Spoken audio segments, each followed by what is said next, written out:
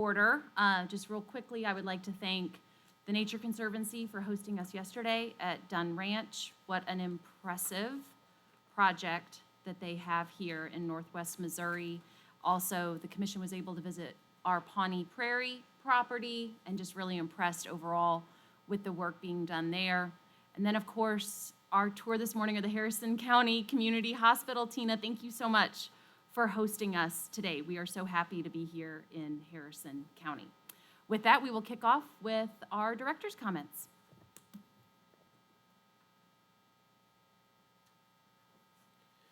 Yeah, good morning. I'll echo the chair's comments. Thank you very much, Tina, for hosting us. I love it that the hospital still got the new car smell. We were here to visit in April, and I was probably as nervous as she was, I think, as to whether they were going to cross the finish line or not. But yeah, beautiful facility. Appreciate the tour. Appreciate all the really cool things you guys are doing here to incorporate nature, and that's part of why we're here. And Margie mentioned the visit yesterday at Dunn Ranch. Sincerely appreciate our partnership with the TNC and appreciate you guys being here. Long-time partnerships, right? I mean, the history at Dunn Ranch goes back since its origins, quite frankly, and mentioned Pawnee Prairie and the opportunity for us to partner together on really great conservation work. And I think the opportunity to be here at the hospital, sort of bringing some of these things full circle is really exciting. I will say this morning, folks in Southeast are definitely on our minds. With the tremendous amount of rain that's moving through the eastern parts of the Ozarks, our staff are being mobilized. It's my understanding that all of our swiftwater rescue teams are moving or preparing to move south if necessary. I know there were folks out over the night trying to rescue folks. And so, again, our thoughts with staff. Hopefully they're staying safe, but also the public, as we sort of endure some pretty extreme weather conditions. So we'll be continuing to monitor that. But I'll jump in. Again, this is one of those great opportunities to celebrate the great work of our team. Thrilled to congratulate several staff who continue to exhibit some exceptional leadership accomplishments. So the first, and we'll start from left to right, Darren Thornhill, our Science Unit Supervisor, and Frank Nelson, Wildlife Systems Coordinator, on their recent nomination to the National Conservation Leadership Institute in Shepherdstown, West Virginia. The National Conservation Leadership Institute is an intensive leadership development program designed for high-potential professionals in federal and state fish and wildlife agencies, NGOs, natural resources industry. The program focuses on adaptive leadership to tackle unprecedented challenges facing natural resources, and we have many fellows of the National Conservation Leadership Institute as part of our agency leadership team. Seth Barrios, Land Services Coordinator, was accepted into the inaugural Southeast Conservation Leadership Program, which is primary leadership and professional development program offered by the Southeast Association of Fish and Wildlife Agencies. It's designed for early to mid-career professionals working in the southeastern part of the U.S. It aims to build leadership capacity, foster peer coaching, and advance strategic conservation efforts across states. Justin McGuire, our hunting, education, and shooting range specialist, recently received the Daughters of the American Revolution Conservation Medal and Certificate, which recognizes an individual with outstanding work in environmental preservation, natural resources management, or conservation education. And congratulations to Jacob Carriaga for recently receiving the 2026 Missouri Society of Professional Engineers Government Engineer of the Year Award. The society recognized Jacob for his work with the department in a career public service, as well as supporting governmental engineers within the engineering community. So a huge shout out to the great work being done by our team. Quick education update. In observance of the 2026 FIFA World Cup being hosted in the Kansas City metro area this summer, the Discovery Center created an exhibit, The Nature Matchup, comparing flora and fauna of Missouri against teams who are home-based or playing in the Kansas City area. The education branch continues to reach new audiences. On May 27th, Burr Oak Woods Nature Center's Ladies' Night broke a record with more than 900 participants, 4 times more than last year's attendance. The event featured 15 outdoor activities, including providing participants with a chance to explore new skills in a welcoming environment. Summertime means education staff are out assisting with many summer camps across the state. Summer camps all across the state for young and young at heart Campers participated in a full range of outdoor skill activities, including fishing, kayaking, shooting sports, and more. In many cases, campers are able to acquire their hunter education certification. The teamwork, passion, and commitment shown by staff and volunteers are what make these events such a success year after year. And a little bit of a unique story. MDC staff reported they have not seen an increase in visitation at MDC's Discovery Center in downtown Kansas City due to the FIFA World Cup. However, staff have seen a notable increase in visitation due to a rare Caribbean guest during the FIFA tournament. Hundreds of bird watchers and photographers are flocking to the pond at the Kauffman Foundation, located near the Discovery Center, with a chance to see a blue booby, a tropical seabird found in the Caribbean.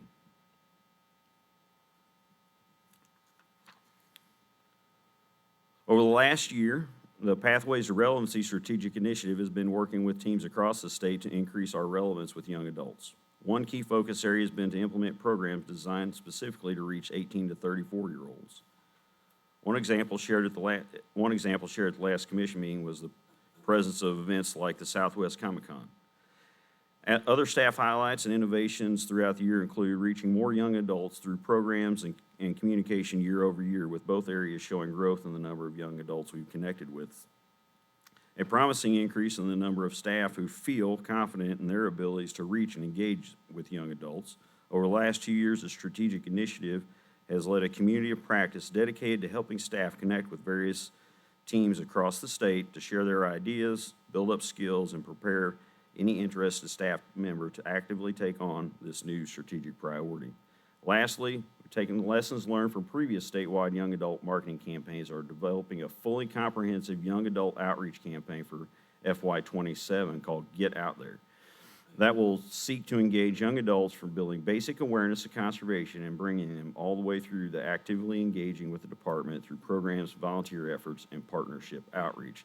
And I'll remind the commission, this has been driven by the fact that when we look at survey data, we see a huge gap in that 18 to 34-year-old demographics awareness of the department and the work the department does. So we place a tremendous amount of priority on trying to engage that age group. In partnership with the Council to Advance Hunting and Shooting Sports and the International Hunter Education Association, Tara Shelton and Brandon Fowles, both photographed here on the top, have been hired to focus on recruiting mentors to help get and keep people hunting, shooting, fishing, and trapping in Missouri. The implementation of our 5-year R3 plan, which started in FY23, has seen significant success. Resident participation in hunting and fishing is up 3.3%. Recruitment is up 15%. Retention is up 1.7%, and reactivation is up 1.1%, bucking the nationwide trends. Our focus on 18 to 34-year-olds has been the main source of the increased participation. This age group, we've seen a 9.1% increase in overall participation and a 28.1% increase in recruitment over the last 4 years. Marketing campaigns designed to engage with this age group, as well as the intentional education programs, have been two of the main reasons for the increase in participation. Community Conservation Planner Rhonda Burnett conducted 3 workshops in May for the department staff, Grow Native professional members, and partners across the state. The topics of native plant species selection for stormwater management practices. The workshops were offered in St. Louis, Jefferson City, and Springfield, and gave attendees hand-on experience planting native plants in a streetscape rain garden, in a stormwater wetland, along a lake shore, and a floating treatment wetland. These workshops are part of the ongoing community conservation training module that we've been continuing to develop for the department for staff to use across the state. The department's outdoor recreation infrastructure grant enhances public access and opportunities for engagement with conservation-related outdoor recreation through the development of outdoor recreation infrastructure. We've had a number of successful projects completed over the past year, and 4 of them are highlighted here. In the top left, the city of Jennings installed a new pump at the park where the waterfall runs into the lake. This waterfall helps aerate the park pond to reduce the risk of fish kills caused by anoxic conditions. In the top right photo, the city of Jefferson installed a new fishing dock at McKay Park. The dock is part of a larger project that includes an accessible connection to the dock from an existing trail in the park. The bottom photo, the city of Clinton constructed an accessible walking trail, installed benches, drainage culverts, and native plantings as an extension across Anacostia Park, now known as Martha's Nature Trail. In the bottom right photo, the city of Maryville installed a multi-use dock at Mazingo Lake Recreation Park, which will provide much-needed shoreline access and deep water fishing. Again, it's a way that we connect with partners to provide access to citizens. Grassland Habitat Initiative, RCPP, focuses on creating and managing quail and grassland habitat statewide.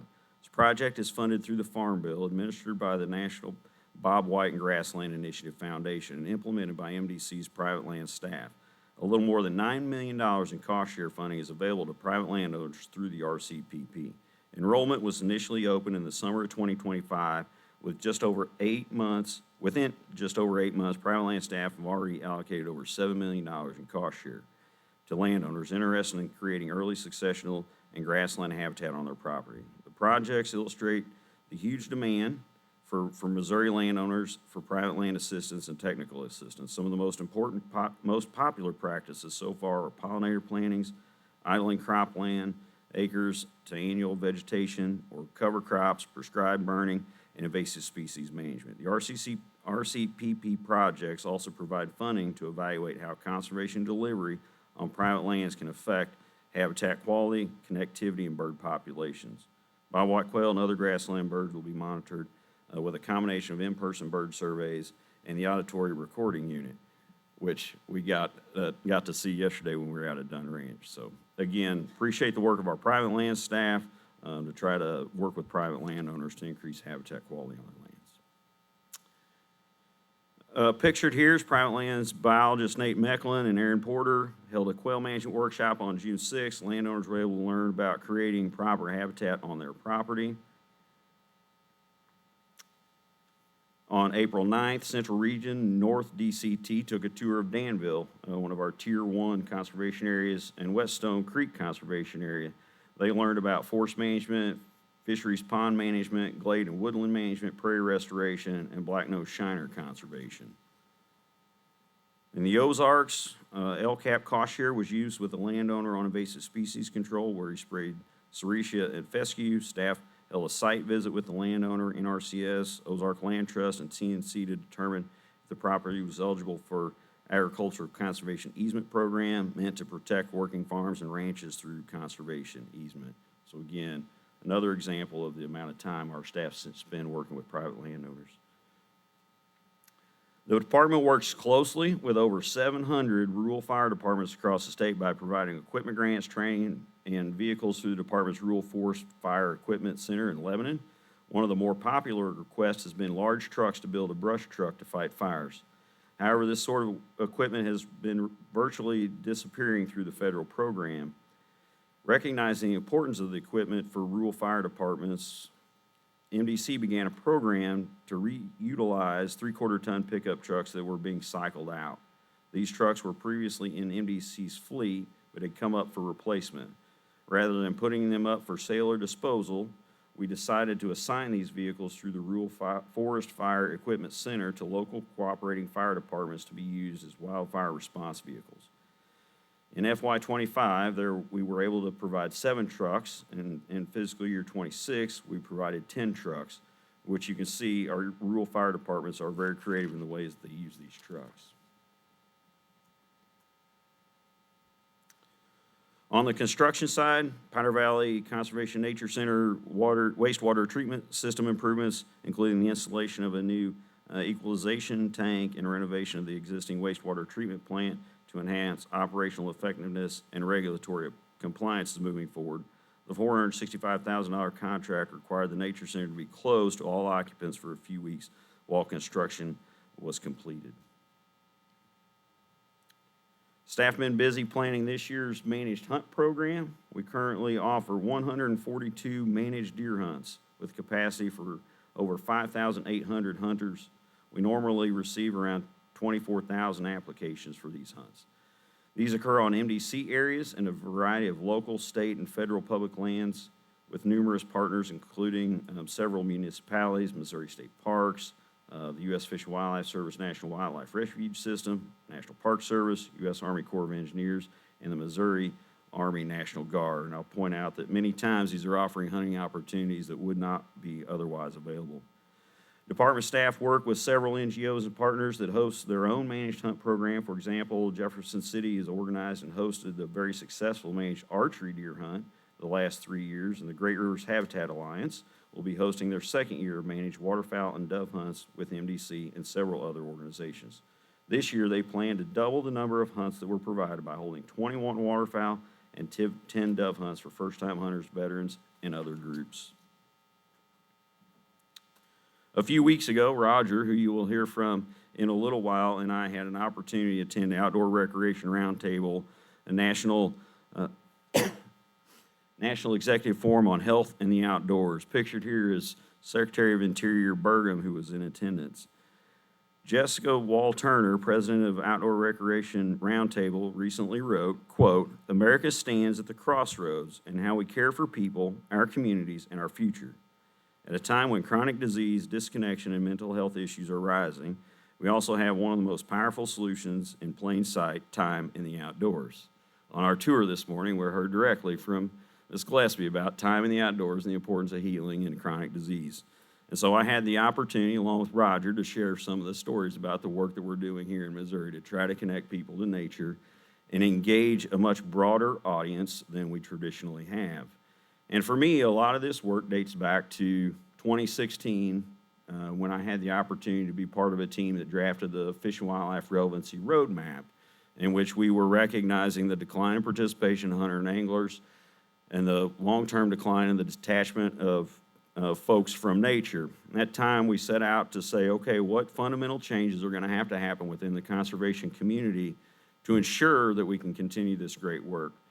And we landed on this tagline of enhanced conservation through broader engagement.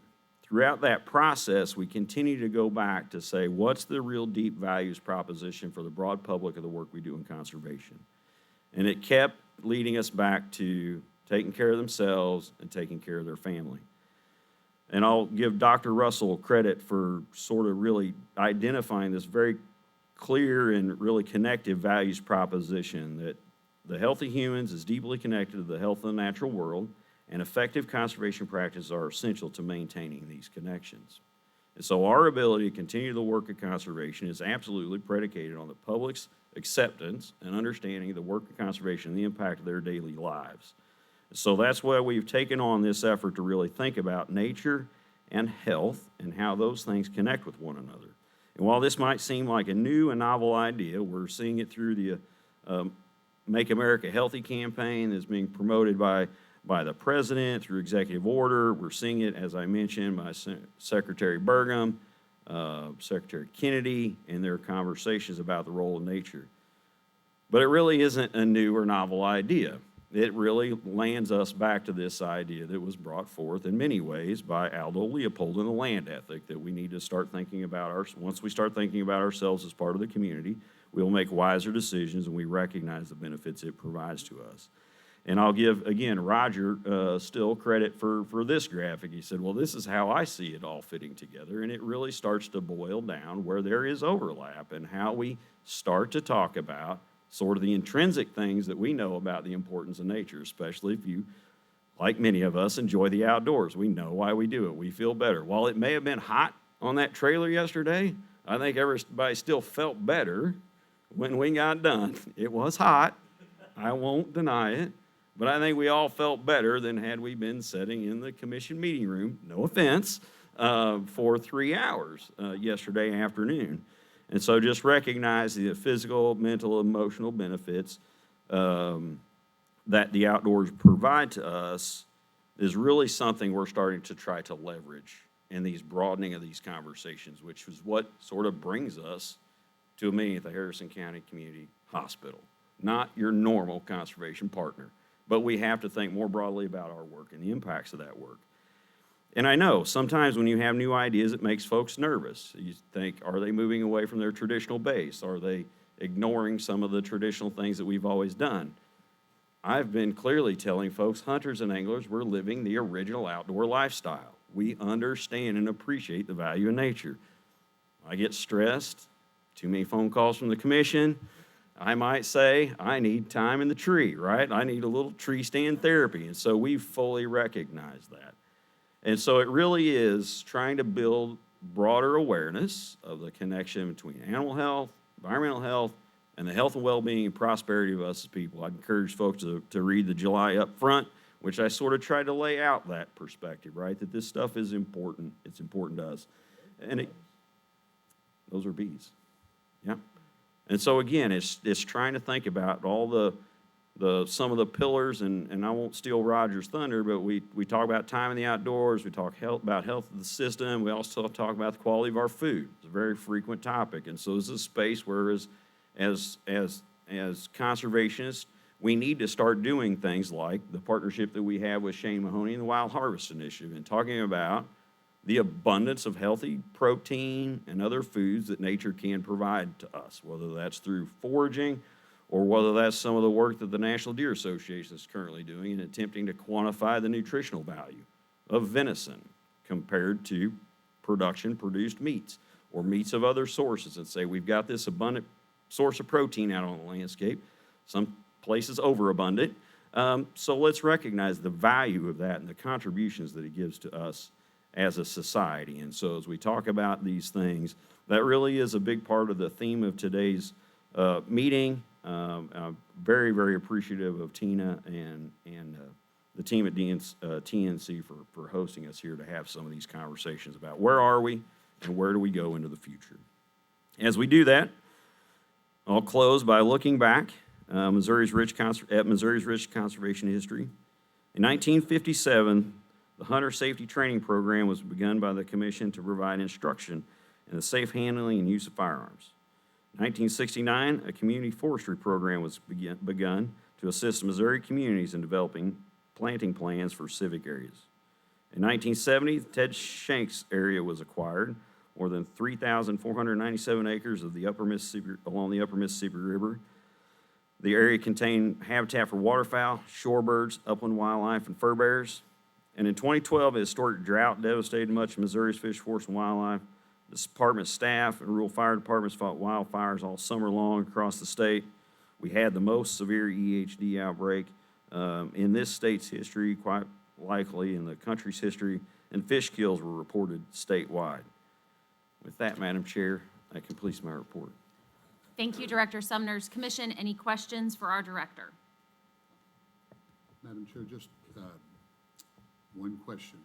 You spoke, Director, first of all, thank you for your presentation, and thanks to your team for their wonderful hospitality up here in this region, and I'm really looking forward to learning more about it here in a short while. But the managed hunts, I hear a lot about that. You gave some great detail about how many and how many people would try out and some of the organizations.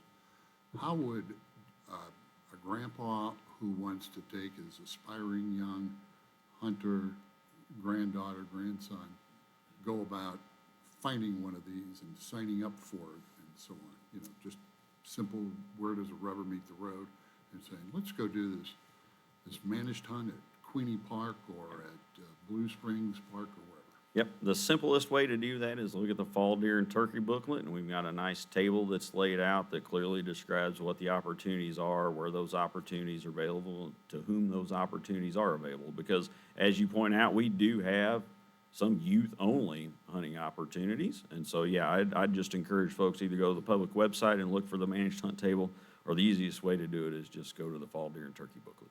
And then they would click on a link in all likelihood for that, for Great River Habitat, duck hunt, or whatever it might be. Yeah, for Great Rivers, you'll have to work directly through that organization. We help them with those hunts, but yeah, you got to go through those specific. So there are other opportunities, and so I encourage folks, whether it's Missouri Hunting Heritage Foundation, Great Rivers Habitat, many of the conservation groups in this state are offering some sort of additional opportunities. And that's part of the intent of the mentor trainees that I indicated we hired. We're trying to ramp up the number of folks who can help and support those kind of hunting activities. We know that one of the biggest barriers is just folks not having that support network around them. And so trying to find new and creative ways to create that.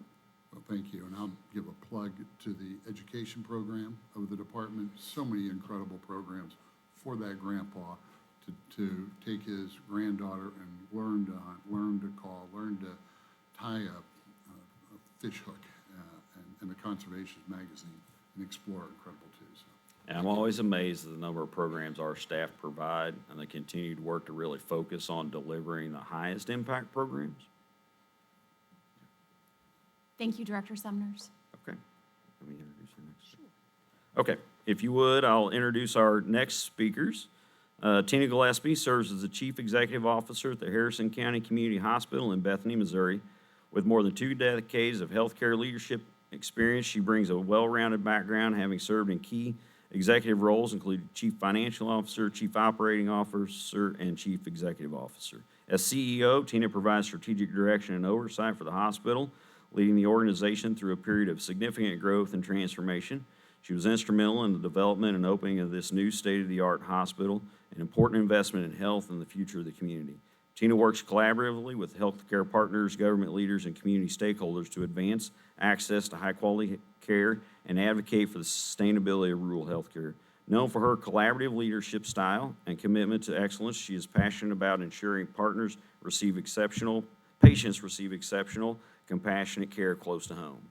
And Roger Stills, co-founder and executive director of One Health Us.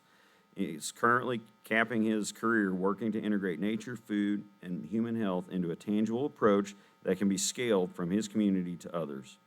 Roger has a wealth of knowledge and experience spanning over 25 years from his time as a senior executive at the Nature Conservancy and National Audubon Society. In addition to being a consultant to philanthropic, nonprofit, and for-profit organizations, he leads partnership development for the Boone County One Health pilot in Columbia and is a growing member and in a growing number of communities across Missouri. He learned a love for nature, agriculture, and his communities of people on his grandparents' farm in rural Missouri, in the rural Missouri Ozarks where he was born. So I'll turn it over to Roger and Tina.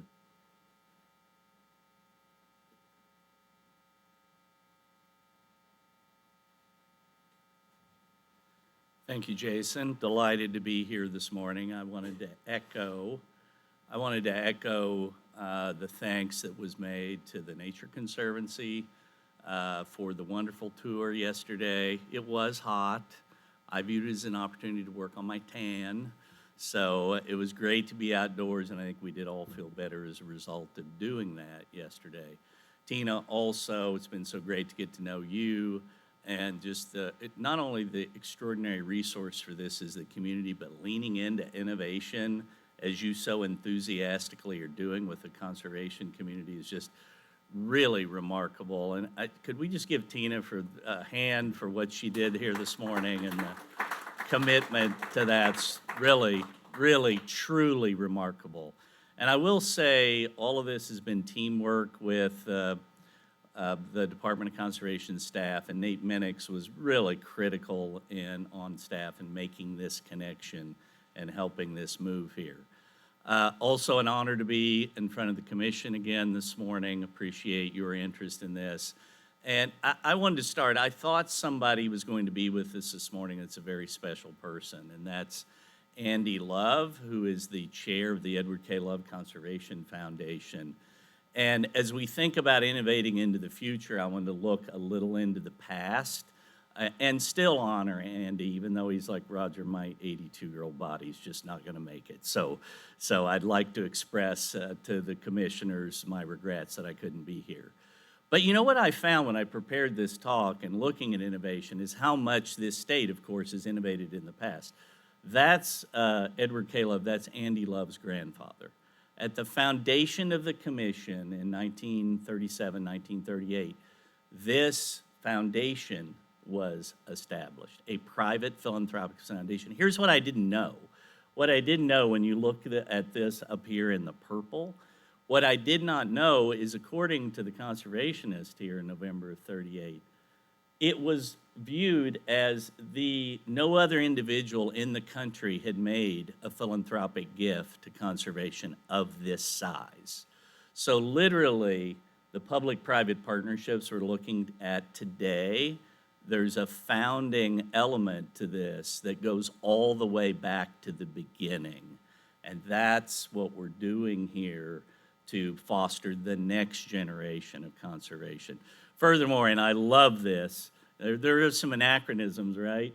The most important effect of the gift is the Missouri model. A businessman is saying, yeah, we believe in the Missouri model, but his grandfather gave $100,000 of cold cash. And I don't think we quite say that today, but I am delighted to say, related to what Tina and I are going to talk about, is that his grandson made a $100,000 gift through his foundation to help foster this One Health project here in Bethany and Harrison County, connecting the dots between conservation and health. And one more thing I would just say, this was also illustrative, and Jason, it goes to your comments about where we've come from. Look at this on the left here, wild turkey management in forest areas, and look at the collaborative nature that MDC is already doing. The Forest Service, wildlife research, private landowners cooperating together to bring our big game species back. What we're doing here today is doing that in a new collaborative form with a public-private partnership. So Andy sends his regrets, but he sends his cold cash, and he sends his validation of what we're talking about here today.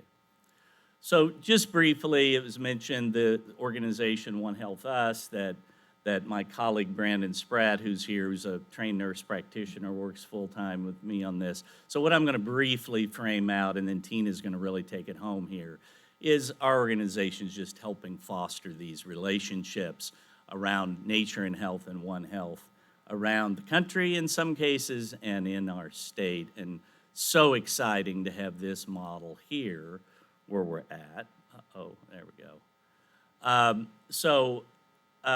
When we say One Health, I just wanted to very briefly just say the simplest thing about what that means. And we already saw it on our tour this morning for those that were here. It's the health of nature and the health of people in nature. It's the health of water and soil and those environmental attributes. And we've decided to make a specific focus in the health, because the healthcare system really pays attention to the health of food and the conservation alignment of that food. So that health side there, and then human health, bringing those three pillars together is really what we're talking about doing and making that real and tangible. And I would double down on something Director Sumner said and say Dr. Sherry Russell was critical working with Sarah Parker Pauley when she was director of the Missouri Department of Conservation, and a team there that Jason then took up the baton on that in a very significant way. Been fortunate to work with him around the state and really began to move kind of a next generation model around this forward.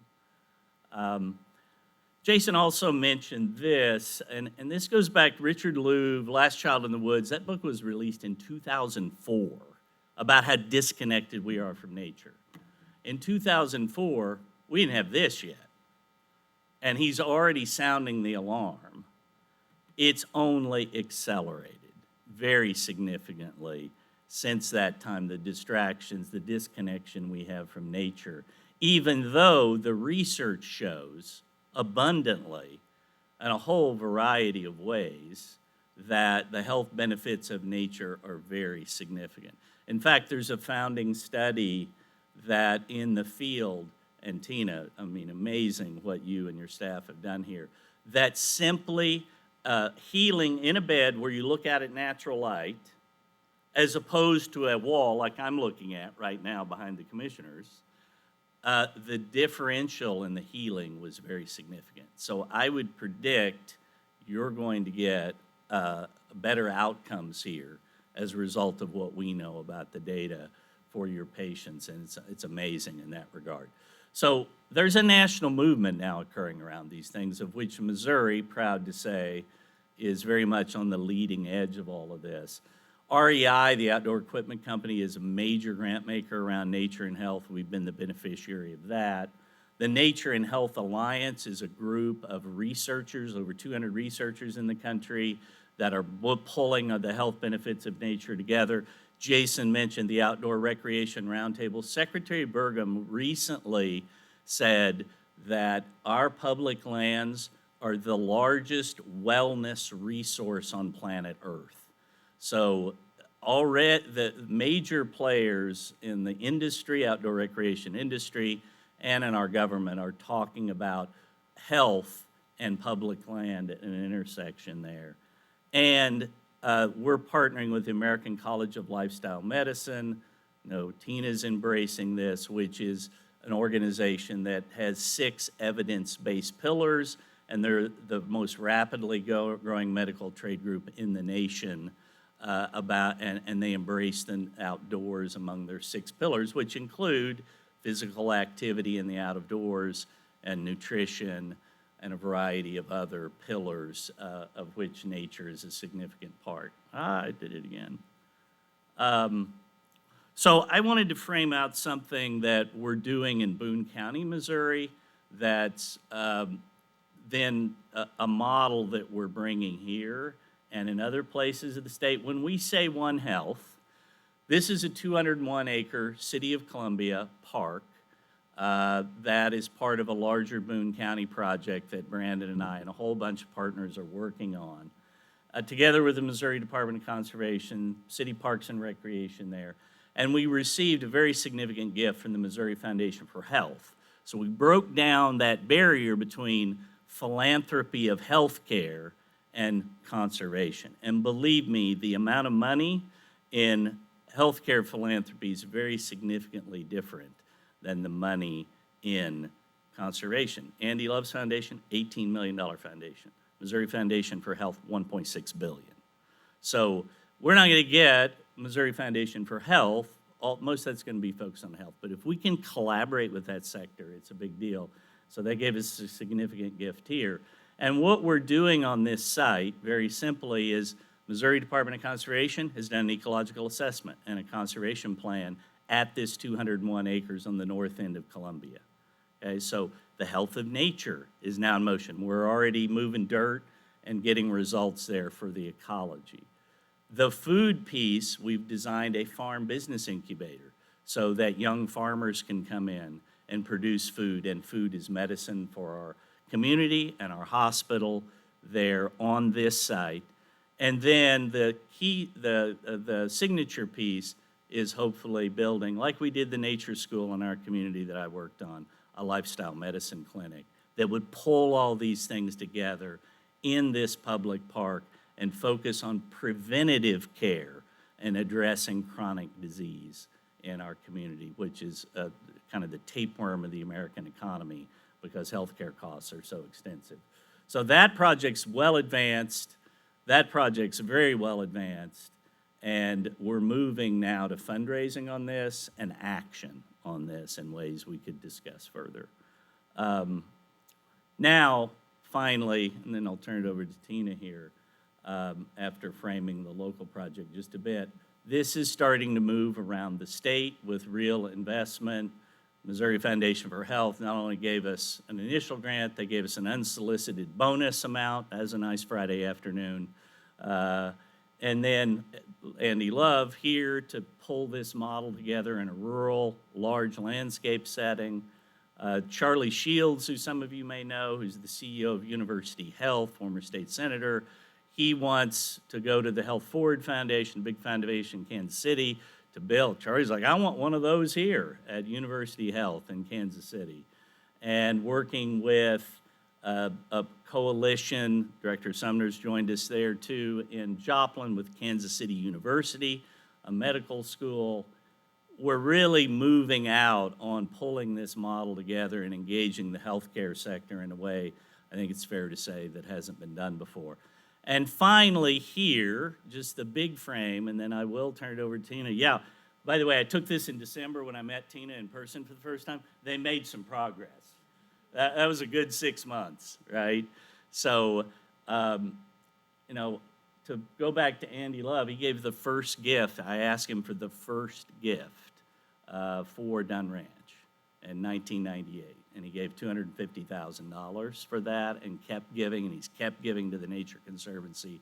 So now this next generation pulling this kind of vision together, where we've got an array of partners here that includes One Health Us, but the Nature Conservancy, the hospital, the public health department that's critical in all of these aspects. And as Jason talked about, that wild game piece, I think, could really come together here, and foraged foods, we got to work on that, and some of the money that we received from the Love Foundation is going to help us move this forward. And how's it going to do that? Doing some of the things Tina's going to be talking about out behind the hospital, but also modeling how could the food system align with this, and maybe even share the harvest. Who knows? If we can work the structures of that out and really have a one-of-a-kind, truly in-the-nation model with a hospital system.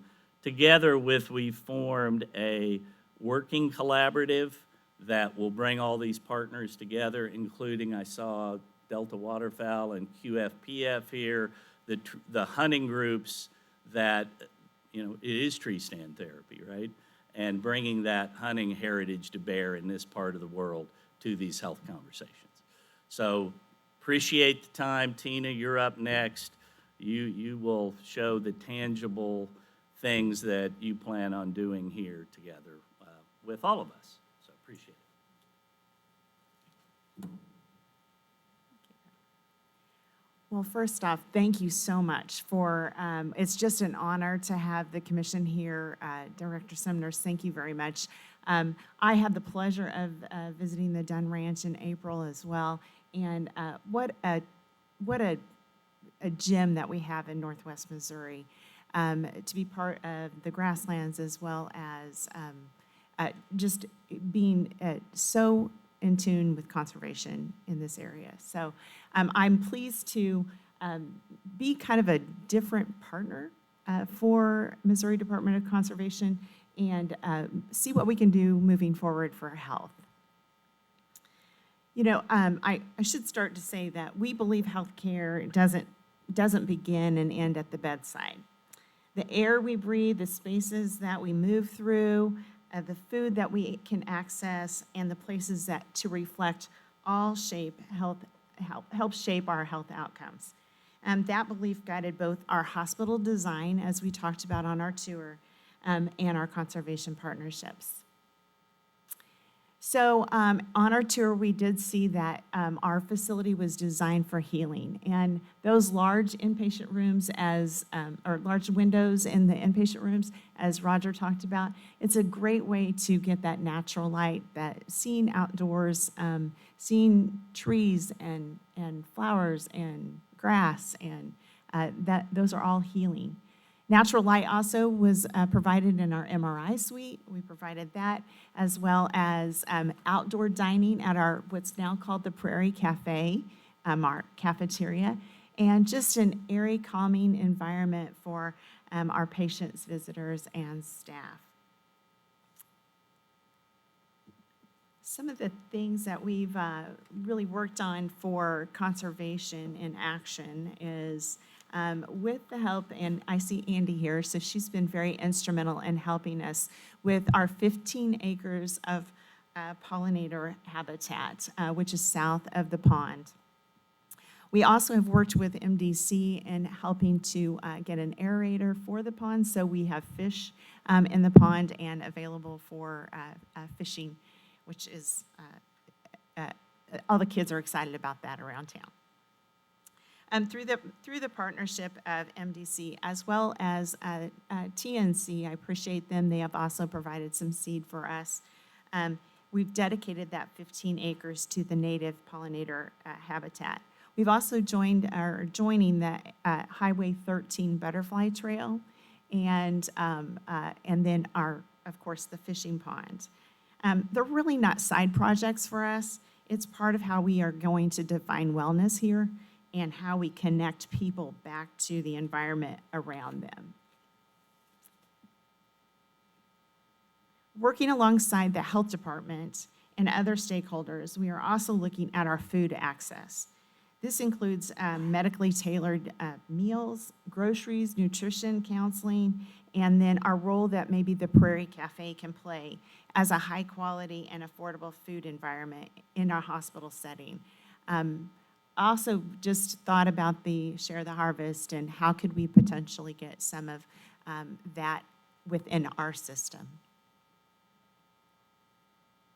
Next for me, I think someone asked me this question on the tour, and I said, well, I'm just going to breathe for a few minutes because it's 2 weeks of being in this new hospital.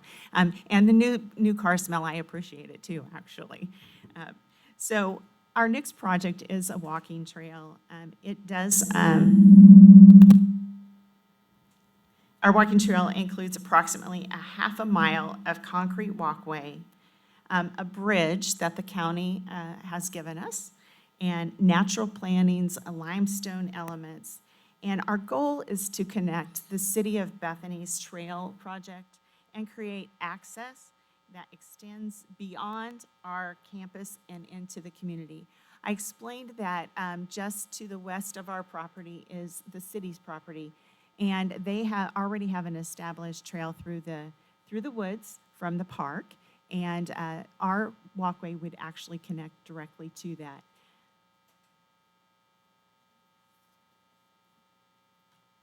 We also envision future accessibility improvements, such as an ADA accessible fishing dock. You know, access really matters, and everyone should be able to experience that physical and mental health benefits of fresh air, movement, and outdoor spaces. I've even had an ED physician ask me for an archery range out behind the pond, and I said, I'm not opposed. So, a very interesting conversations as we try to take care of staff as well as others. We can also see space for a community and school groups walking through that natural environment, identifying plants and insects, looking at what's in outdoors. We also can see community members walking around the pond, enjoying fresh air. And just as important to me is our staff, an ability to get away from sometimes some very hard things that happen in our hospital setting. Oops, I did the same thing, Roger. All right, studies show that, and we talked about studies in health and nature. Really, studies show that just 15 to 20 minutes in nature can lower cortisol, reduce blood pressure, and improve your mood. It also helps with sleep. Green space can help support that cognitive function, immunity, and sleep. For us, this reinforces something we really just know instinctively, that nature is not a luxury. It's really part of health.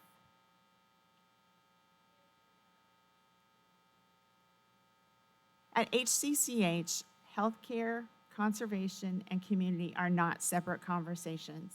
They are one integrated mission. Our goal is to create a campus where patients heal, staff feel supported, and the community has a place to thrive. So when we invest in the natural world, we are investing directly in the health of our people. Thanks, MDC. Thank you to the Nature Conservancy as well. And, here at HCCH, we feel like nowhere are you more important than right here. Thank you. Excellent. Thank you, Roger. Thank you, Tina. We are going to move on to a presentation from our Northwest Regional Manager, Brian Gregg.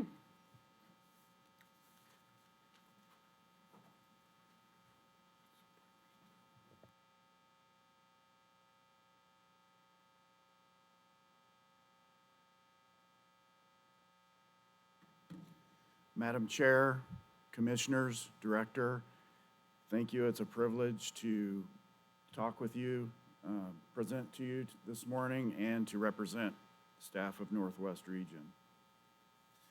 This is us, Northwest Region, 19 counties, 2 districts, an east and a west, and 4 district conservation teams, and 126 areas, 167 managed waters, 7 Corps of Engineer managed areas, 5 unstaffed shooting ranges, 11 natural areas, 1 tier 1 priority geography, which is the Grand River Grasslands, which we toured yesterday, and a Our Tier 1 CCS, Community Conservation Strategy, is in St. Joseph, and we have Tier 2 communities located throughout, and we'll get to that in a minute. The Northwest District teams, we have the Les Hills and the Pony Express on the west side, and the Lower and Upper Grand on the east side. And we'll be migrating to those being actual districts in the future.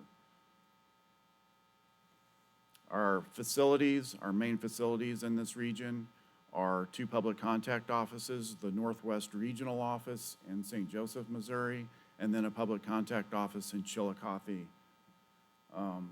We have 4 intensively managed wetlands on the region, and those get high volumes of visitors at certain times of the year, and that's Nottoway Valley, Bob Brown, Fountain Grove, and Grand Pass conservation areas. Our staff, we have 131 staff on the region, with 69 of them in public lands management, 15 in private lands management, 11 in infrastructure maintenance, 8 folks in science, 2 mechanics in CBS, 5 education staff, 21 agents, and 2 K-9 officers. Getting into some of the accomplishments and priorities for the region, I'll start by covering, this is our, we just wrapped up FY26, fiscal year 26, and our number of site visits for private land staff working with landowners in the area, 750, and then we spent $163,000 in state LCAP dollars for in the Conservation Department funds. But that's not the whole picture, because the director showed that we have an RCPP in this area, and Andy Riddle is going to talk later. She's our PLC for this region.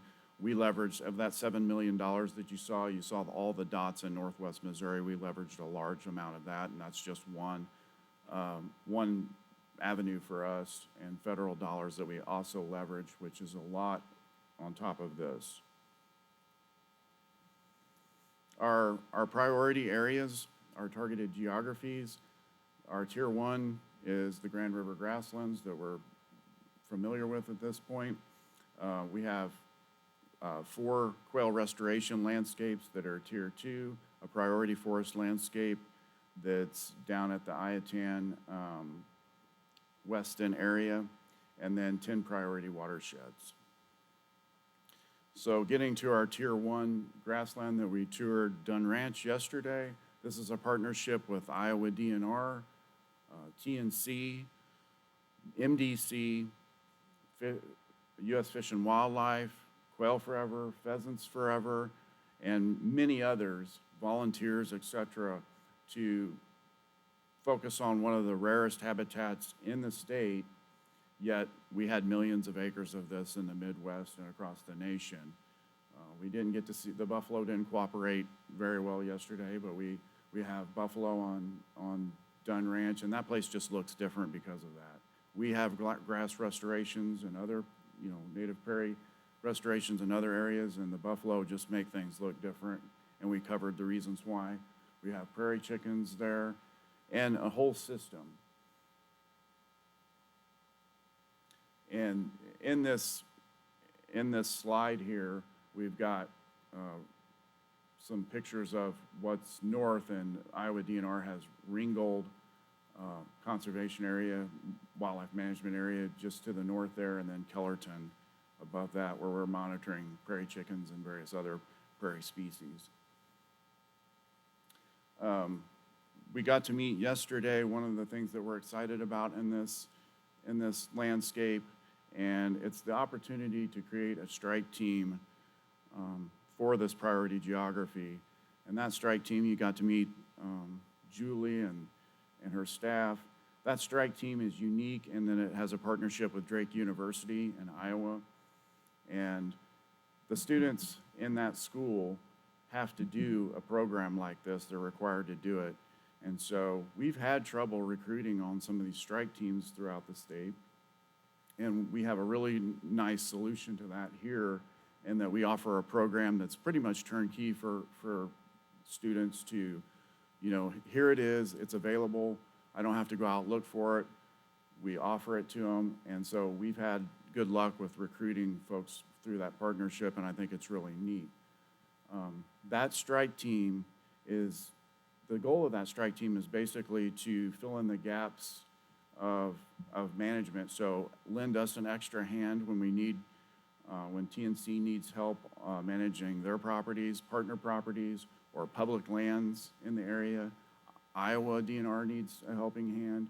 And then on the other side of it, even though we have cost share dollars, both federal and state, and sometimes there just isn't the ability for the landowner to do the work themselves, and there's not contractors available to do it.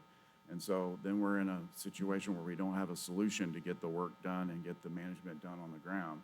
And some of these properties in our geography have remnant prairies, very rare habitats and things like that. So if we're gonna really get the work done, this has provided a solution. We send the strike team out there, and it's another solution to get, in those cases, to use the strike team to get those things done. It's such a win. It's like a win-win-win because the landowners get things done. We have a helping hand. For the students, it's a turnkey opportunity. And then when they get here, they have the exposure to MDC, Iowa DNR, state, federal, partner agencies. They get a lot of exposure to us, and we get to see prospective new employees for the Conservation Department. And we're always looking to recruit new folks. Yesterday, after our tour, one of the strike team members came up to Thomas, who is our RM supervisor for the region, and talked to him and exchanged some information and talked about careers. And he came back to me and said, "That is a very impressive individual, and they graduate next year." And I said, "That's great. That is great." And we're going to have a little bit more on some of the work that the strike team is doing, both on public and private, later.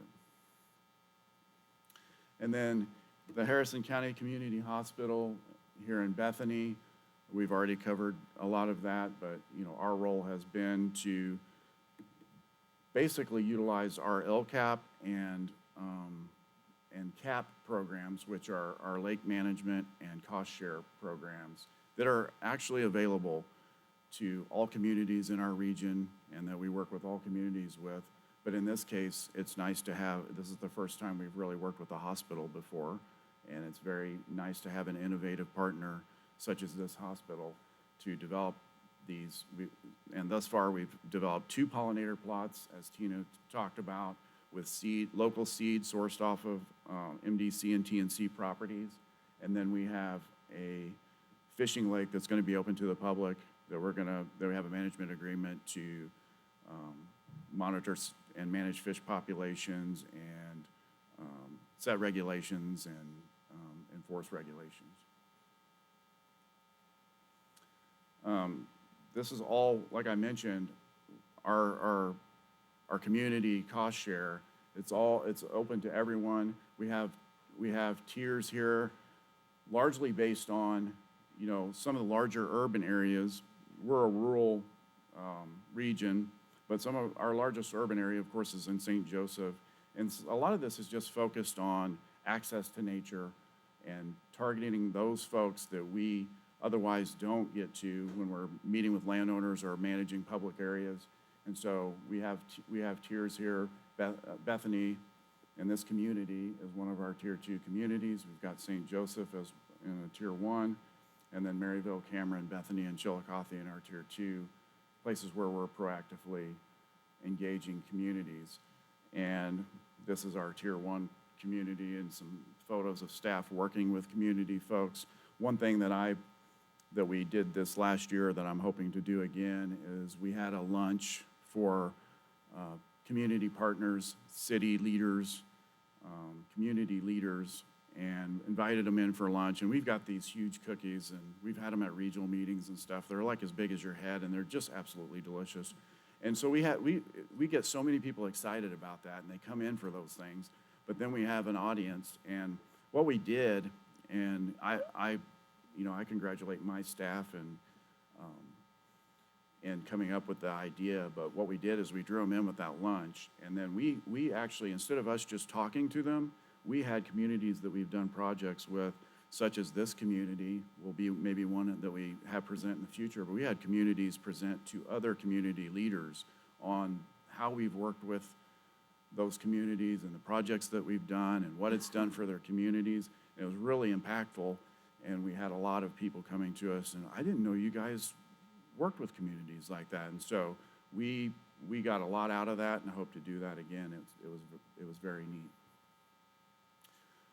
Some other highlights, the science staff just wrapped up the yearly and late spring, early summer. They do trot line sampling for pallid sturgeon.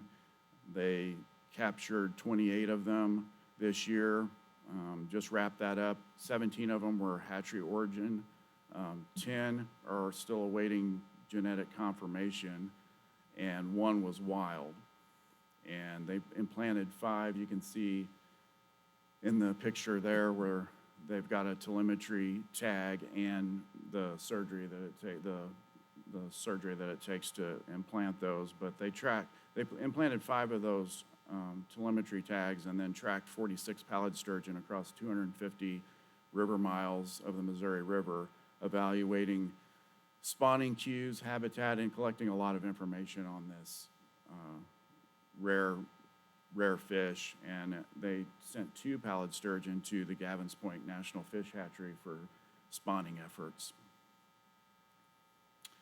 Another one of our events that are kind of unique to this region and something that we do every year, but it's coming up in the future. The 3rd Sunday in October every year, we do a Poosey Fall driving tour. This year will be the 39th annual.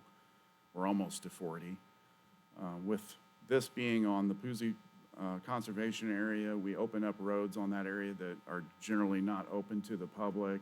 We have a self-guided tour that changes every year and has a different theme, so you can drive around yourself and kind of read the guided tour and learn different things. But the main draw is the fall color. It's usually peaking at that time. Beautiful colors. We have people on horseback, people on UTVs, people on wagons, horses and buggies, all various different forms of transportation. We've had Cadillacs, we've had Jeeps, we've had everything. We generally get over 1,000 people to this. And when you get to the middle of the tour, we have a demonstration area here on the lower slide where every year we have a different theme, and we have education. We have staff where the public can meet with staff, ask questions, and learn new things each and every year.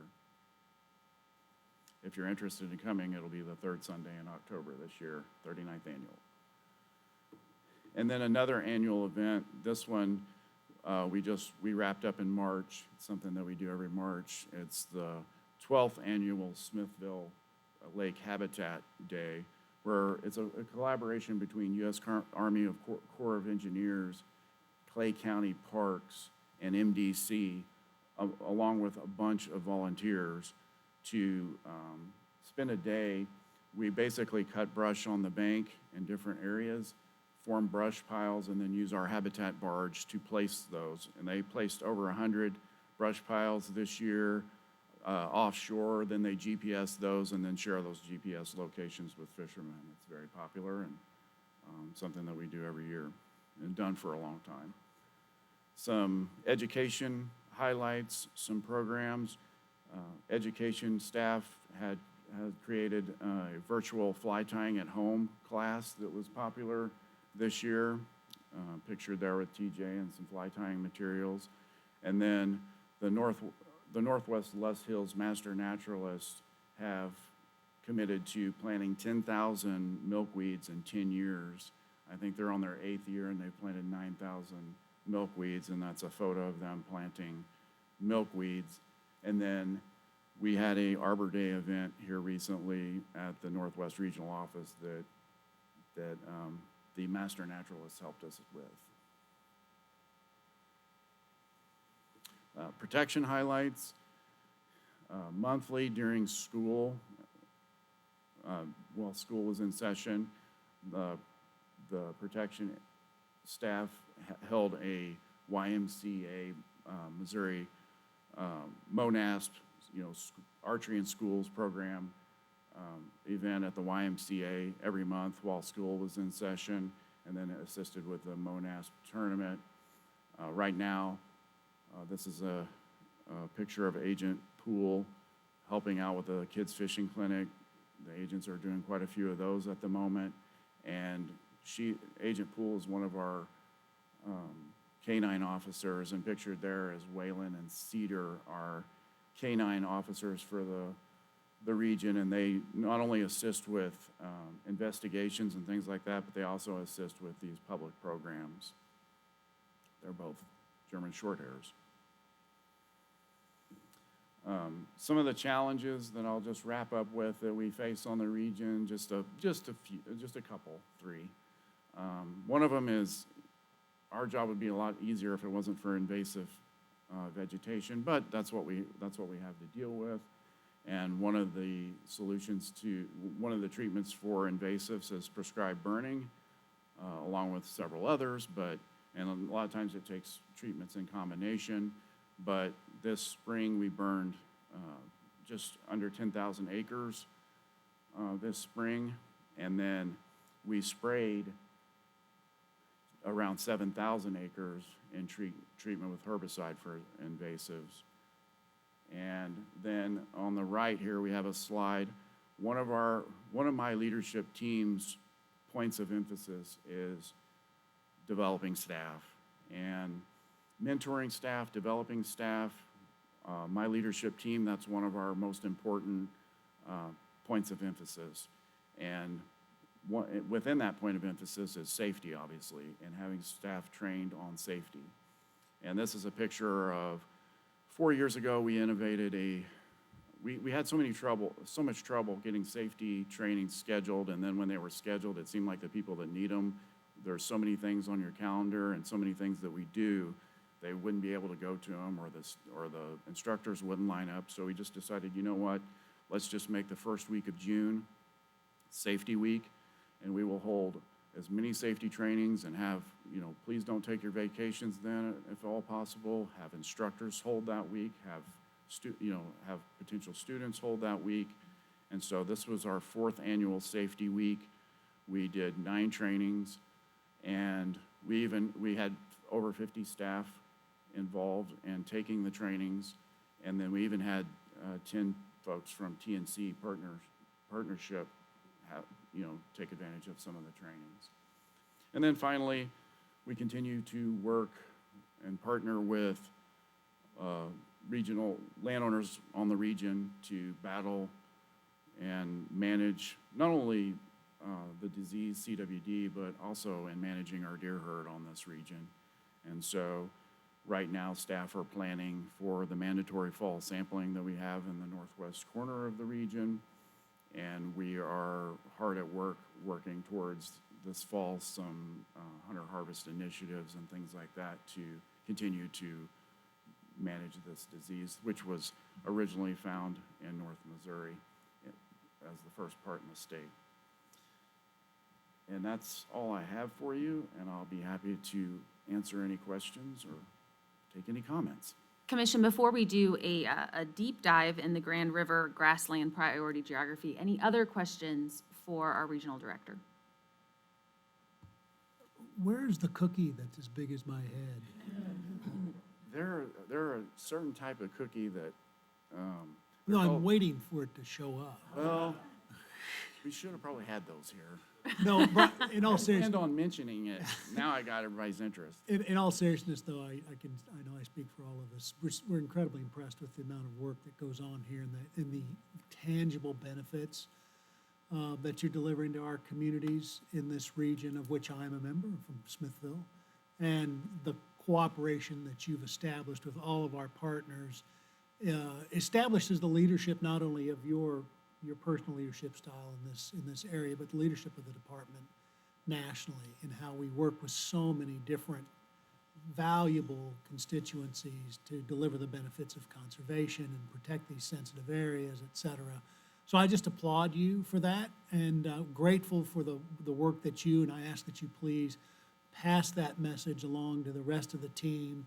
It's invaluable work. It's not missed on the part of the commission, I can assure you of that.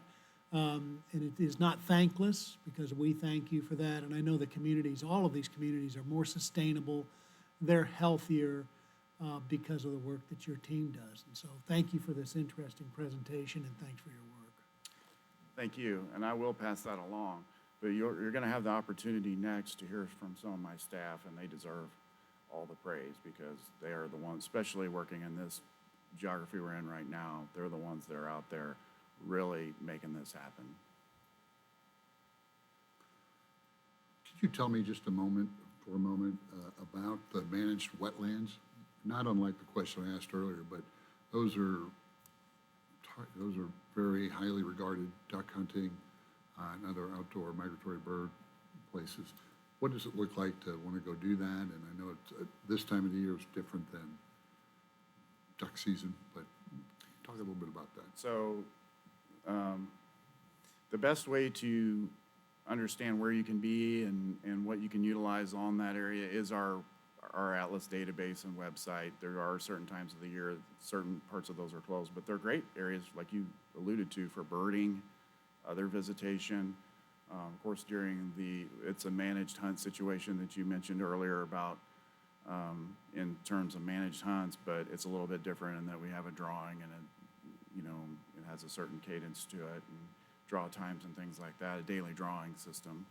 But there's also a reservation drawing system that happens ahead of season, so that gives you another opportunity to get in there. And they are some of the best places that you can go. I mean, if you get a spot at some of these areas at the right time, you are a rich person. You really are. No, they're absolutely beautiful. I encourage anybody to go. And if you are into looking and watching for eagles, you will see more than you ever dreamed at Grand Pass and perhaps the other places. And we manage those areas for spring migrants and things like that. There are so many, so many different species that are migrating back through during the spring and stuff. It's really neat just to be out there during that time, and a lot of people don't even think about that. Thank you, Brian. If you would you like to transition us to your teammates who are going to dive deeper? Yes, I'd like to go ahead and introduce Andy Riddle, our private lands conservationist for the Grand River Grasslands, Harrison County, and then Jonathan McCauley, who is our wildlife biologist and public land manager in this priority geography as well, to talk to you about the things that they have going on.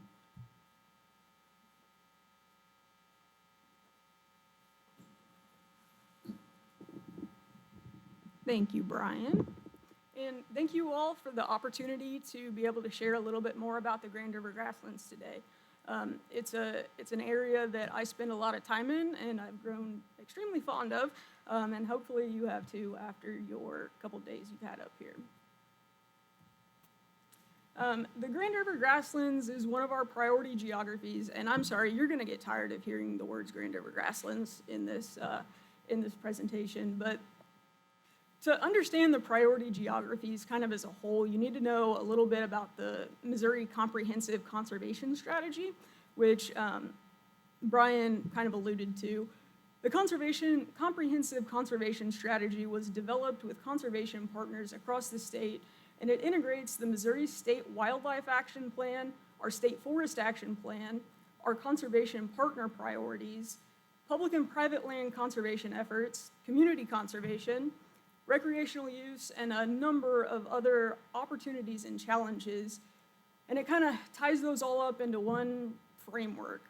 And so you might be thinking, how are we going to successfully implement something like that on such a grand scale? Like, that's huge, and I can't even wrap my head around it sometimes. But the tiered approach that we use is kind of how we decide who gets priority. The tiered approach serves as another framework, and it aligns conservation priorities across the state. Our highest priority tier is Tier 1. That's what we've been looking at today. Our Tier 1s are all in red here. And our Tier 1 areas contain 11 priority geographies throughout the state and 200 natural areas. Tier 2, which is in orange, includes the remaining conservation opportunity area network. The Tier 1 priority geographies are just a really small subset of the broader COA network, and we're emphasizing our efforts there in the priority geographies to see what exactly we can achieve when everyone's prioritizing those. So we put a lot of emphasis on Tiers 1 and 2, but this doesn't mean that the habitat work outside of these areas isn't important, because it is. These 2 tiers that we highlight are really just the greatest opportunities for landscape scale conservation. And it all ties into part of the long-term strategy identified within the comprehensive conservation strategy. These areas are just capturing the highest priority landscapes, and many of our species of conservation concern in the state utilizes the habitats in these landscapes. Within the priority geographies, we're trying to be proactive, we try to stay innovative, and we want to ensure that we're dedicating significant resources to the landscapes here. Our priority geographies take a landscape approach, which means that we're focusing on really large areas, and in turn, that should improve habitat connectivity and support a wide range of species, including many of those that really need the big, expansive habitat. These landscapes range from around 30,000 acres to nearly 200,000 acres, and they represent a range of high-priority natural communities, such as grasslands and woodlands. To help implement the conservation efforts and help us achieve our future desired conditions for these landscapes, each priority geography has a dedicated team made up of MDC staff and conservation partners that plan and implement management within these landscapes on both public and private lands. Our MDC lands, along with our partner lands, play a crucial role in creating conservation anchor points within these priority geographies. When we partner with private landowners and communities, we're able to create a network of lands supporting conservation values. So that was kind of our statewide, what is a priority geography. You all spent some time in the Grand River Grasslands yesterday. You got to see a very small portion of it, although it's probably the most scenic portion of the geography. But Jonathan and I wanted to take some time to kind of get into the background of the Grand River Grasslands and what work is going on there now, and how all of these partnerships that we've been talking about today kind of tie into the priority geography. The northern half of Missouri lays within the central tallgrass prairie ecoregion. This includes 6 other states: Iowa, Nebraska, Kansas, Illinois, and Indiana. The central tallgrass prairie ecoregion was historically characterized by highly diverse prairies and the associated savannas, woodlands, and wetlands that covered this area prior to European settlement. This area was settled around 1840, and the abundant natural resources that the settlers found proved extremely valuable to them. Many of them didn't waste any time utilizing those resources. I was reading a story, it's a bunch of settler accounts, like journal accounts, in a book recently, and most of it was like just day-to-day stuff, taking care of livestock and gathering firewood. But there was one entry from a mother who was talking about, I sent the boys out to shoot prairie chickens today, and they were able to return before dark with a couple wagon loads. A couple wagon loads. So you saw Dunn Ranch. You saw how expansive that area is, and it looks like it can just like go on forever. But when we do our prairie chicken surveys there, you know, we find 15 or 20 in a good spring of counting them across that whole area. So you can imagine what this whole, you know, county had to have looked like 150 years ago to support wagon loads of prairie chickens. It's kind of insane, but when settlers were able to efficiently plow that prairie sod over, they didn't waste much time doing that either. So the deep grassland soils in this part of the state made, the entire Midwest extremely fertile. So much of the central tallgrass prairie ecoregion is now characterized by agriculture instead of its prairies. The Grand River grasslands isn't any different in that effect. The whole area has lost an incredible amount of the original prairies, woodlands, and savannas since this area began being settled. But the Grand River grasslands does represent one of the last deep soil glacial till prairie landscapes in Missouri. Conservation partners from Missouri and Iowa recognized what an immense loss we had in losing the original prairies from this area. They recognized that, that loss hadn't ever stopped or really slowed down since the area began being settled. And so the partners from Missouri and Iowa realized that the Grand River grasslands were still a, fairly intact landscape compared to much of the area that surrounds the Grand River grasslands. So they began planning efforts in 1999 to establish a landscape that would be large enough to support grassland obligate species. The Grand River grasslands became a conservation opportunity area in 2004. So it was kind of one of the many orange dots that were on the map in a previous slide. But it was eventually designated as one of the priority geographies in 2014. And this area isn't only a priority for MDC. Ensuring future generations have the opportunity to visit a healthy grassland ecosystem inside of the Grand River grasslands is a priority for Iowa DNR and for the Nature Conservancy as well. The staff working within the Grand River grasslands on, from all of the partnerships have built really great relationships across state and agency lines, which are incredibly valuable to those staff and to their organizations, but it's extremely valuable to the landowners in the area and the communities in the area as well. All of the partners in the Grand River grasslands pretty much follow these objectives to guide their efforts, and that kind of ensures that we have a cohesive framework that we're following, and we are able to ensure that, this area really is a priority for everyone involved. Partnering with the Nature Conservancy and Iowa DNR has allowed us to expand our outreach through events aimed at increasing interest and knowledge in prairies, and by being able to provide landowners with technical or financial assistance on their property, no matter where they're located within the Grand River grasslands, be that Missouri or Iowa. MDC, TNC, and Iowa DNR have all committed to managing or restoring the acres they're responsible for in the Grand River grasslands as a diverse, high-quality grassland ecosystem. Jonathan McCauley is our biologist, and he is responsible for MDC's Pawnee Prairie Conservation Area, which I think you guys visited, Grand Trace Conservation Area, and Blazing Prairie Conservation Area within the Grand River grasslands. He's going to tell you a bit more about the work going on those areas. Thank you, Andy. We can't start talking about public land until we start talking about the partners that have to help out with the overwhelming amount of work that has to be done. So if we didn't have these partners formed in the GRG, we wouldn't be able to complete the work we've gotten done.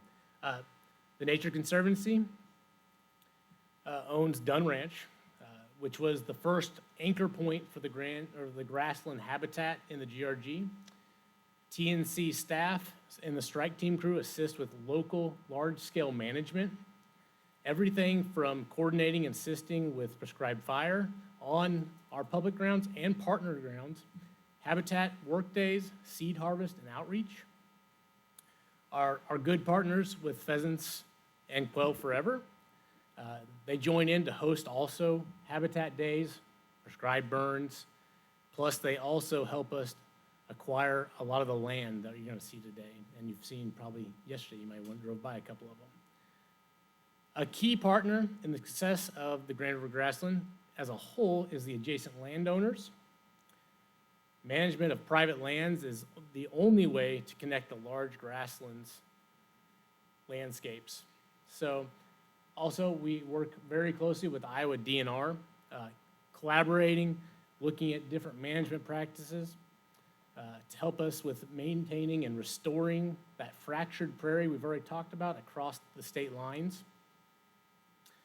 Local master naturalists, give them a hand. They go out on the hot days of June and July and go hand pick single species for us to do in future restorations.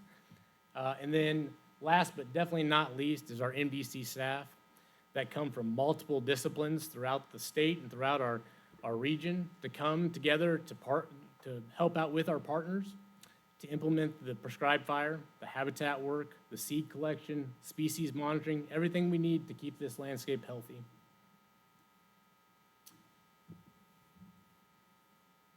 So the Grand River Grasslands has a total of 2,235 acres of public managed land from MDC. MDC Public Lands only makes up about 2.5% of the Missouri acres within the GRG. Public land in the GRG is made up of, as we've already seen, the 4 main areas, these main points, Pawnee Prairie Natural Area, Grand Trace Conservation Area, and our 2 tracts that we just acquired, Pawnee Prairie Conservation Area and Blazing Prairie Conservation Area. There's only roughly 3% of the Central Till grassland prairie remaining in Missouri, or in the country. Missouri has less than 1% of that.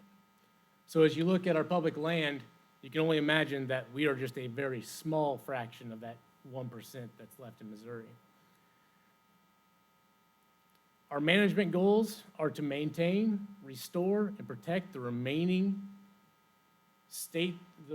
pieces of this Central Till prairie in the state, which was once an expansive ecoregion. The areas we maintain serve as key core management areas to set the tone within a vast, open, and highly functioning grassland landscape. We set our management objectives for focusing on improving habitat for the diverse plants and animal communities that depend on the region's grasslands, savannas, woodlands, and prairie streams. These efforts benefit a wide variety of species from northern bobwhite quail to grassland birds like Henslow's sparrows and bobolinks, to pollinators like monarchs and regals, and the Topeka shiners that swim in our prairie streams. The tallgrass prairie evolved with natural disturbances. Today's climate changes have increased weather extremes, as we've all noticed, such as longer droughts, heavier rainfalls, warmer temperatures, and unpredictable growing seasons. Due to this, it is important that we set management objectives that mimic the historical disturbances which once maintained this large landscape. As you can see, these are some of our goals that we try to hit each and every year within just the Grand River Grassland with me and my crew. Just breaking down a little bit in that, prescribed fire is one of the most important tools for maintaining a prairie's health. Burning helps recycle vital nutrients and also stimulates vigorous growth in our grasses and herbaceous plants. Woody encroachment is a great threat to our prairie. The removal of trees and shrubs is crucial due to their ability to outcompete for sunlight, water, and nutrients. As we've talked already about invasive species control has become necessary due to the widespread of it on the landscape. Species like Sericea lespedeza reduces that native plant density, decreases quality habitat, and outcompetes our native species.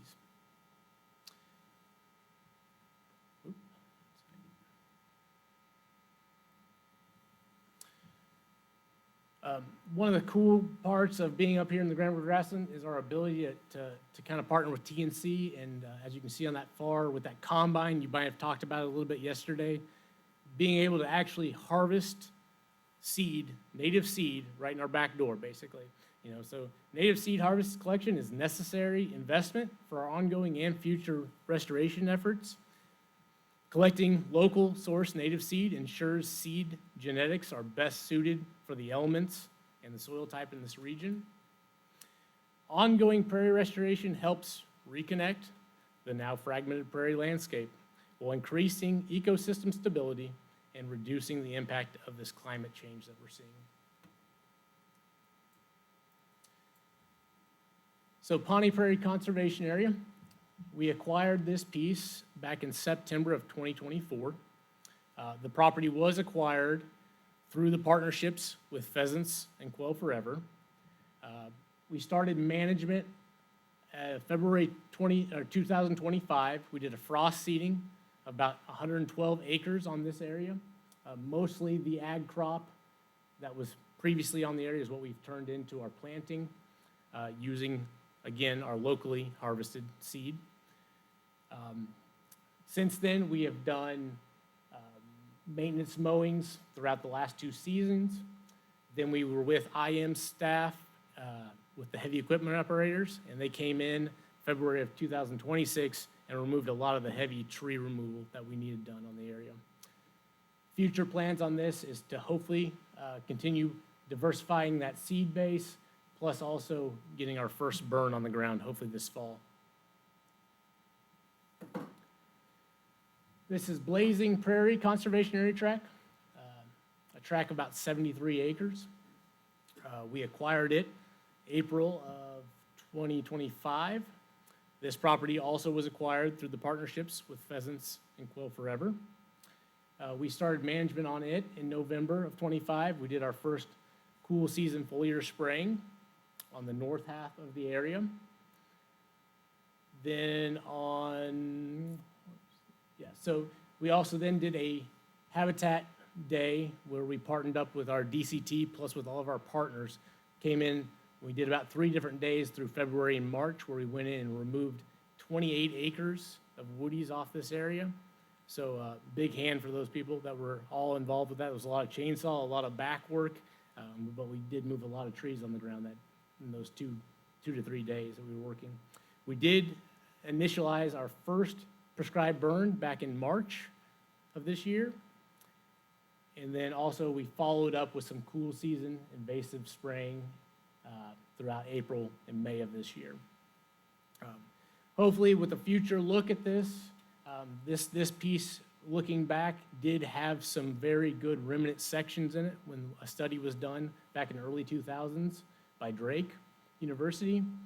So we've already started seeing, as you can just look at one picture, that came up. We have not done hardly anything but a burn in this area, and we already saw something that looked like a hay pasture now starting to produce flowers. So this is just the start of our multi-year prairie restoration here. With the thoughts of future practices such as cattle grass banking to help our landowner programs. Also, the Beaver Dam Analog Program, finding sites on these prairies to where we can restore riparian corridors, and then also new stream locations for our Topeka shiners. But for now, acquiring these 2 tracts has created 2 new anchor points for the prairie habitat within the GRG. Connecting these areas to existing managed grasslands will rely on the effective stewardship of our private lands that links them across the landscape. So at this point, I will give it back over to Andy, and she'll tell you about the public or the private land.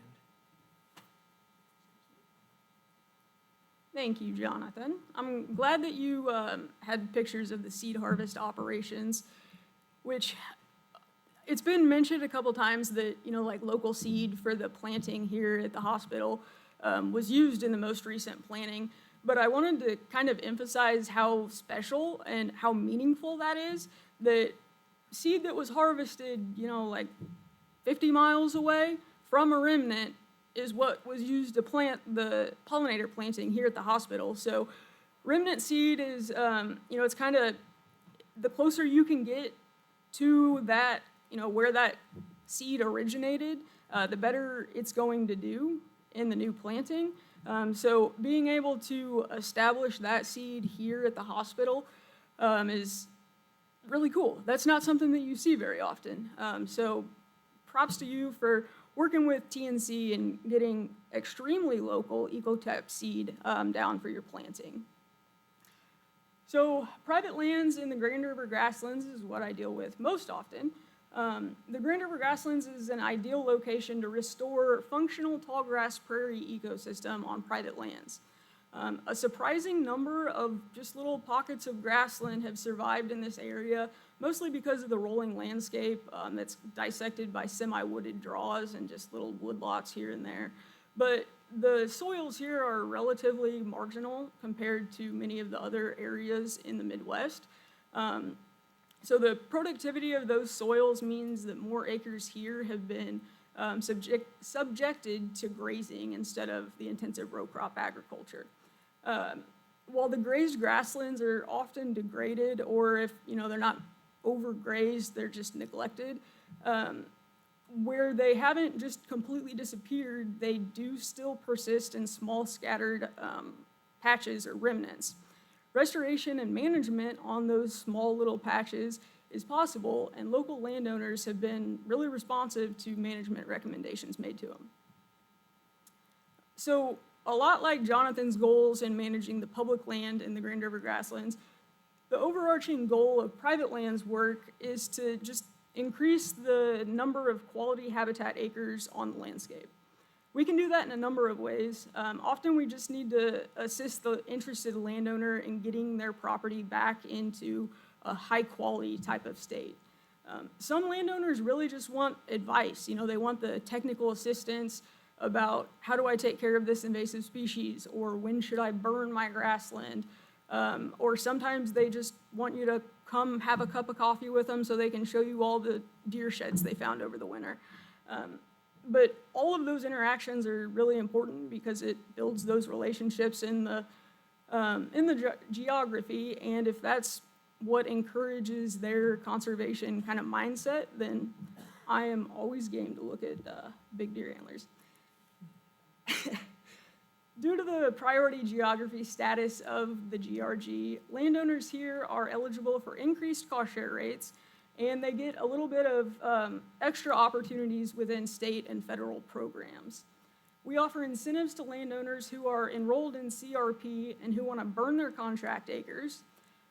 We can cost share with them to take care of invasive species on their CRP, along with any other land. We use our state LCAP cost share program to assist landowners with woody cover control, prescribed fires, timber stand improvement in their savannas and woodlands, invasive species eradication, and a number of other management practices. We also assist landowners in wanting to convert row crop acres or cool season grass acres, whether those are grazed or not, into native forages or prairie plantings, with the planning and cost share funding for the preparation and seedings of those acres. We use federal farm bill programs for some of those projects, and we use our LCAP cost share for many of those projects as well. One of the huge federal farm bill projects that has been mentioned a few times is the RCPP program that we just are starting to wrap up applications and enrollments in. But we had a huge amount of pollinator or monarch type plantings go in up here in the Grand River Grasslands through that RCPP program. I should have totaled it up, but it's in the hundreds of acres, and that's just been in the last year, so that's a lot of habitat going onto the ground. So it's hard to imagine that there are still open areas in the Midwest that have never seen a plow, but those small little areas do still exist, and they're called remnant prairies. Many landowners need every acre or every square inch of every acre that they own to produce at least some income. So the off areas or the idle areas that haven't been touched for generations are more and more often being put at risk of being converted to row crop or other land use. The Remnant Prairie Program utilizes our LCAP cost share to provide financial incentives to landowners with remnant prairies in the Grand River Grasslands who are willing to keep those acres as remnant prairies instead of converting them to row crop or other land use. Once the landowner enrolls in the Remnant Prairie Program, they receive a $75 per acre annual incentive. And then we're able to also cost share with them to do different management activities on those acres, like prescribed burning or woody cover control or whatever it really needs. So it's not a huge amount of money per acre. You know, they could make a lot more if they rented it out and, you know, had it converted to row crop and this and that. But for a lot of landowners who realize that the state is willing to pay them $75 per acre, that kind of helps them realize, hey, I have something special here, and maybe I should think about keeping it this way. And, you know, people who were never really interested in actually managing those acres for anything are now, you know, wanting to do prescribed burns or wanting to do an overseeding of all these other prairie species. So it's really cool to see people take pride in these little off corners that they can't get to with a combine or a planter or anything like that. Right now, we've got about 200 acres enrolled in this program in the Grand River Grasslands. And these remnant prairies also are just hard to recreate. They often have plant communities of over 100 species. And a lot of those plants, oddly enough, won't show up in any restored plantings or like restoration type areas. So even if we put the seed down from these extremely conservative species, they aren't going to grow there if it's not a remnant prairie. Excuse me. The soil, plant, and insect communities found on these remnant prairies are higher quality than you can really find anywhere else in the state. And that kind of means that row cropping those acres, like even if it's just for a year or two, it's a mistake that we can't really fix in any of our lifetimes. So that's kind of why we put so much priority and so much focus on protecting these acres on private land. You know, we know that we're managing the remnant acres that we have on state land, but we can't manage those any harder to make them remnant prairie. So trying to save what we got while we've got it is the key. Brian, you kind of stole my thunder on this one. The Grand River Grasslands Habitat Strike Team is a really cool kind of new structure of crews to get more habitat on the ground. With as rural as Harrison County, especially that corner of Harrison County is, calling up the contractors that we have available for like prescribed burns or spraying or whatever it may be for small acres is really tough to get a contractor out to do the work. You know, even if the landowners are paying them what they want, it's hard to get someone up there. So the remnant prairies that we have are pretty much all really small parcels, and getting contractors to come and work on those areas is extremely difficult. So utilizing the strike team who's there in the area already to get some of this management and work done on these remnant prairies is a game changer for the acres up there. And it's kind of a game changer for the crews themselves because it's really providing them a work experience that they would not get otherwise. So the projects that they're working on are restoring healthy grasslands for us, but it's also building and inspiring tomorrow's conservation professionals. So with that, I will take any questions. Andy and Jonathan, great job. Thank you. Two takeaways for me are just the beauty and the importance of this geography, and also how your guys' teams are really leading and demonstrating on how to put a team effort, especially with those strike teams, and put conservation on the ground. So congratulations. Commission, any questions for Andy or Jonathan? Excellent, great job. Thank you. Commission, at this time, I will draw your attention to the consent calendar, and I will entertain a motion to approve. So moved. So moved. Is there a second? Second. Any discussion? All in favor say aye. Aye. Opposed, same sign. Motion carries. Okay, guys, we are going to take a brief recess. It will be 9 minutes. We will be back at 10:55.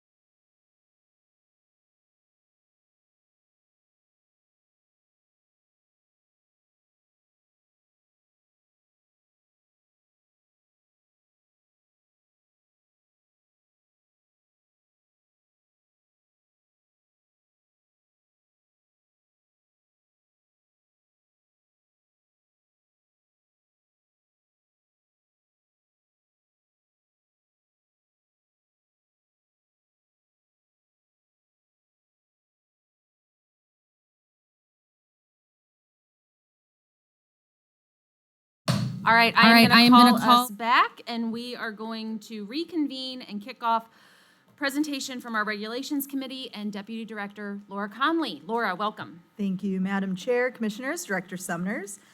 This will be a quick report. The Regulations Committee has not met since the last commission meeting. Due to lack of action items for committee consideration, the meeting scheduled for June 4th was canceled. Therefore, there are no regulation action items for commission's consideration today. However, for the commission's awareness, I would like to report on the department's annual fiscal note review process. State statute requires a review of each submitted rule, amendment, and rescission one full fiscal year following the effective date to determine if the cost to all affected public entities has exceeded by 10% or more the estimated cost in the fiscal note, or has exceeded $500 if a declaration has been filed stating the proposed change would cost less than $500. If the adopting agency fails to publish such costs in the Missouri Register within 90 days after the close of the fiscal year, the rule, amendment, or rescission would be void and of no further force or effect. Department staff recently reviewed rulemakings effective in 2024 and 2025 and determined none met the criteria for filing a statement of actual cost. These reviews have been documented and no further action is needed. Commissioners, a summary of citizen comments received since my last report may be found in my formal report beginning on page 1 of Appendix A. Comments were received on various species regulations and miscellaneous topics, as well as proposed camping and shooting range permit requirements initially approved at your meeting in May. As a reminder, the official public comment period for those proposals will run from July 16th through August 14th. Comments received during that time will be compiled and summarized on formal orders of rulemaking for commission consideration. The next meeting of the Regulations Committee is scheduled for July 21st, which will be our mid-year code review.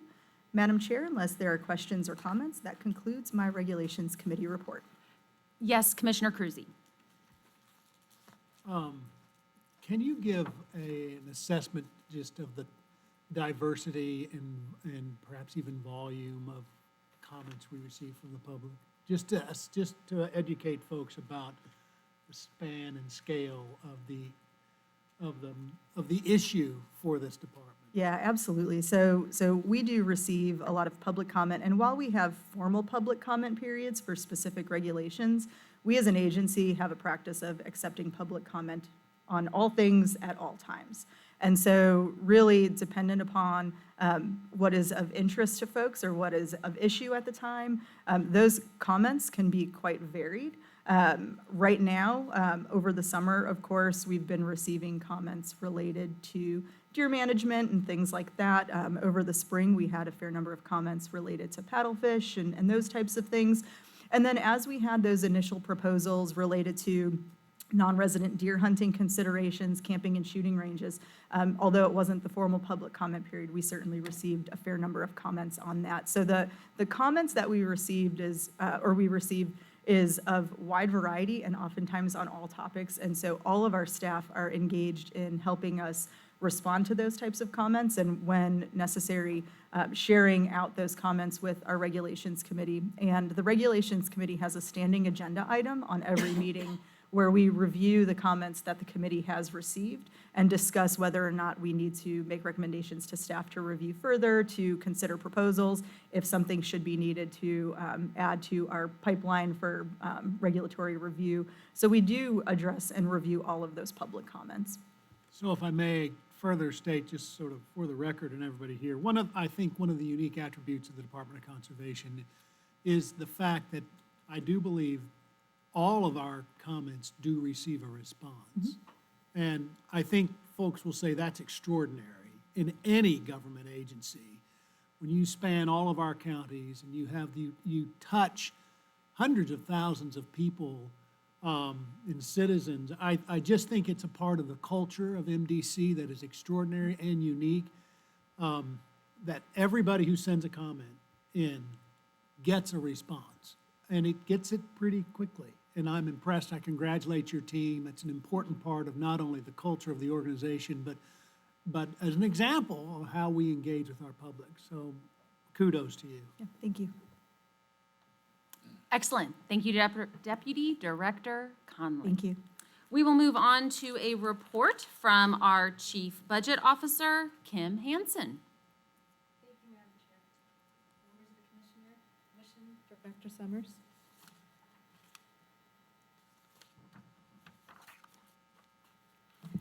I'll be presenting the agenda item 7, financials for the month of May 2026. We'll start with the revenue variances. Total revenues of first 11 months of fiscal year '26 were in line with the first 11 months of fiscal year '25 and 2.5% below expectations for this point in the fiscal year. Conservation sales tax receipts were 2.7% above the first 11 months of 2025 and in line with expectations for this point in the fiscal year. Permit revenues were 5.5% higher than the first 11 months of last year and 2.1% above expectations.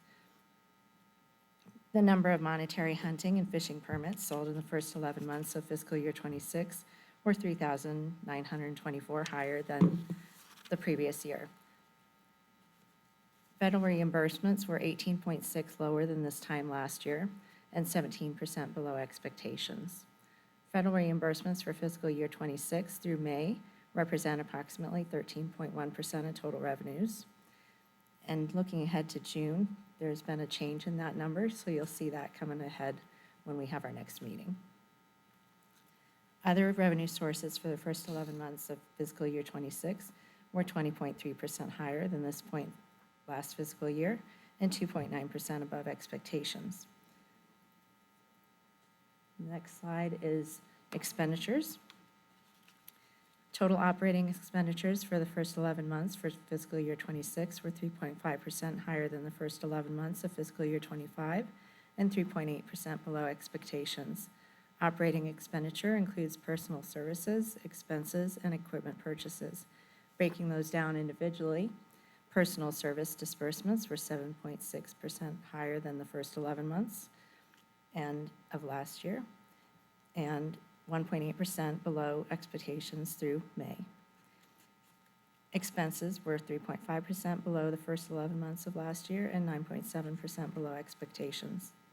Equipment disbursements were 6.1% lower than the first 11 months and 12.1% above expectations. Total capital disbursements were 32.4% lower than the previous fiscal year through May and 28.5% below budgeted amount at this point in the fiscal year. Capital expenditures include land conservation partnerships and construction. Large payments in this time included the Shell Osage Conservation Area, Golden Anniversary Wetland Renovation Phase 2, and the Northeast Regional Office Windows and Skylight Replacement. In the first 11 months of fiscal year '26, land acquisitions totaled $2.4 million, and total expenditures for the first 11 months of fiscal year '26 were 3.8% lower than the first 11 months of last year and 8.3% below expectations. That concludes my summary. If there's any questions from the commission? I do have a question. Yes, Commissioner Cruzy. If you wouldn't mind going back to the previous slide. Of course. Just for public consumption, what I think is important to note, perhaps my own estimation of this slide, is federal reimbursements Yes. falling as much as they are. To run an effective organization, to have some consistency in your operations, this to me highlights, we all like to see the government cut their budget until it affects us, right? Then we think, that's a travesty, we shouldn't have that happen. But the government cut their budgets, the government is reduced reimbursements. It just highlights in my own mind the absolute critical nature of the partnerships we have to be able to continue to improve what goes on in this ecosystem and in this environment. When the federal government's not writing the checks they used to, people have to step up or services are going to fall. And Commissioner, if I may?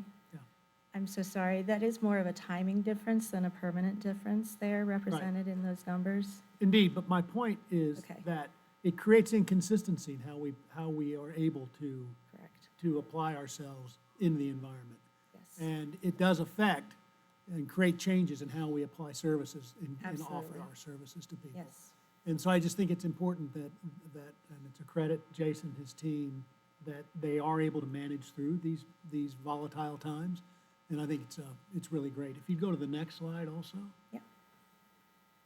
Just on a side note, I know this is also the same thing, CapEx has changes. Still an awful lot of variability in how we operate as an organization. There are those, myself included, who thinks every time there's a tax increase, certain institution will go out and build a new building, right? We're not doing that here. We spend a great deal of our CapEx refurbishing existing structures. It's incredibly important. And when you do have variability in your budget, you have to make hard choices, and I applaud the department for its ability to make those hard choices. Thank you, sir. Thank you. All right. Excellent. Commission, any other questions for Kim? No. Thank you for the report. Thank you very much. Okay, we will move on next to the Realty Committee. Deputy Director Aaron Jeffries. Good morning, Commission. I have one action item for your consideration. Commission seeking commission action to dispose of via auction, or excuse me, by donation, approximately 6.1 acres on the west side of Kabul Tower site to the Texas County Emergency Response Service, and dispose via public auction in a as-is whereas sale of approximately 9.6 acres on the east side of the Kabul Tower site. Commission. Commission, do I have a motion to approve staff request? So moved. Is there a second? Second. Any discussion? Go ahead, Commissioner Wagner. No. Oh, you don't? Okay, otherwise I will say it. I think with the news of this morning and the heavy rains affecting southeast Missouri, I think this is another example, as well as the earlier example from Director Sumner's of our donation of those refurbished trucks on how we support emergency services across our wonderful state. One of many examples. All in favor say aye. Aye. Opposed, same sign. Motion carries. Thank you, Commission. Thank you, Deputy Director. Okay, at this time, we have an exciting annual event of our election of officers. And as chair, I would like to make a motion to approve this slate of officers moving forward for the Conservation Commission of Missouri. Chair, Commissioner Raymond T. Wagner, Jr. Vice Chair, Commissioner Frank H.B. Cruzy. Secretary, Commissioner Edward C. Clausen. Do I have a second? This Second. doesn't need a vote? Oh, we just need to vote? Commission, are there any other nominations? None for me. All in favor say aye. Aye. Opposed, same sign. Motion carries. Thank you. At this time, I will transition the gavel to Chairman Ray Wagner. Thank you, Madam Chair. You will always be called Madam Chair as long as you are here, just as if you were a judge and stepped back from being a judge, you'd still be judge, as Kyle will tell you. Thank you very much for your confidence and support of me, my fellow commissioners. It's a privilege to serve alongside each of you. It's been an honor to be a part of this commission since the moment Governor Parson nominated me for this position. And so I accept this chair opportunity with gratitude and deep appreciation of our commission mission on behalf of all Missourians. But before I say anything else, and I won't say much, Madam Chair, but I have to call upon attention for Margie Eckelkamp and express my gratitude for her leadership over these past 2 years as the chairman of this commission. She has led with grace, sound judgment. She has led with a collaborative spirit. She has led with focus, kept us on task, even to the point where she has threatened to throw little balls of paper at perhaps me and others if they went on too long. During this past 2-year transition with our new director, she has been there for him tirelessly and provided steady leadership. So on behalf of full commission and the department, I want to thank you and for your leadership as chair. And let me underscore, she's not going anywhere. She's still going to be here. So this is not a farewell by any sense of the word.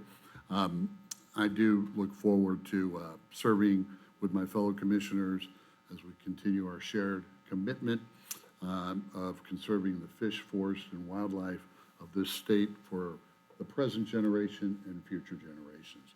I've inquired a number of times about what if grandpa and granddaughter want to go do this, and that's really my point. It's about the future generation. So I'll end with this, very simple thought. Our mission here on this commission and within the department is really bigger than any one of us here in this room. So I look forward to working together with the members of this commission, each and every one of our stakeholders, the department team, and the employees as we together further the mission that was intended in 1937 when Colt Cash was shortly thereafter given to the department to start its mission and go forward from there. So thank you all very much. Any further business, any further action to come before the commission? I want to say, whoop. Motion to adjourn? So moved. That was We're efficient. adjourned. Little preliminary back.